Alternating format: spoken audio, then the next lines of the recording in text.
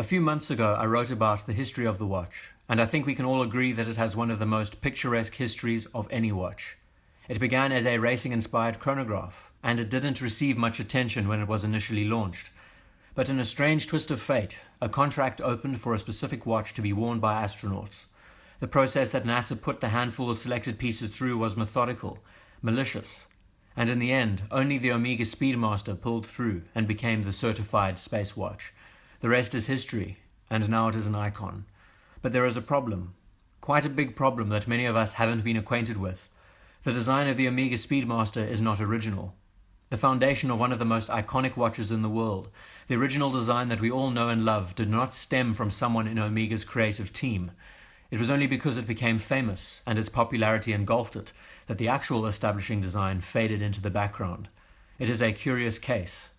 And the actual watch that created the iconic design was the Rhodania Geometer. Have you ever heard about that watch before? Me neither. Not much is known about these pieces in retrospect. Rhodania as a company does not have an illustrious history that rubs shoulders with Omega, but some of their pieces have seen use by the military in the past. The important element to highlight is that the Geometer chronograph design dates back to 1954, and if you know your history on the Speedmaster, the one date that you need to remember is that it was introduced in 1957. So for those 3 years, this piece was in circulation before Omega brought out their own version. And what I find most fascinating of all is that the design of the Geometer and the Speedmaster are practically identical. All of the elements that I praised about the indices, the minute track, and how it has been integrated into the dial with the sunken subdials, and all of the small details that make the Speedmaster so unique, were all thanks to this piece. Now, as someone watching this, you might be surprised. This might be the first time you've ever heard of this, and you might even be in shock, as I was for a while. But then it got me thinking. It was a pretty poor move to take the design of another name and use it as your own. And you cannot raise your hand and say that it was just pure coincidence that these two pieces look exactly the same. There is a difference to being inspired by and using a design wholesale. I don't know the legalities of the time or how the world worked back then, but maybe there was a settlement between the two companies in the end. And regardless, the men who decided on this direction for the watch in the 50s are either nearing the grave or are 10 feet under by now. So who stole from who is pretty irrelevant in hindsight. It is ancient history, and after all, Omega did it better. But the question is, without the design of the Speedmaster becoming so unique, would it have received the same success as it did? Food for thought. I see the design of the watch being paramount to its success, especially in the commercial space. It is what we see first. The design is what we are drawn to.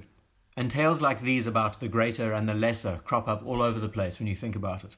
Off the top of my head, I think about Steve Jobs and Steve Wozniak, where Wozniak innovated the home computer, but Jobs received all of the praise because he was the one to market it to the world, and he became the symbol of the company.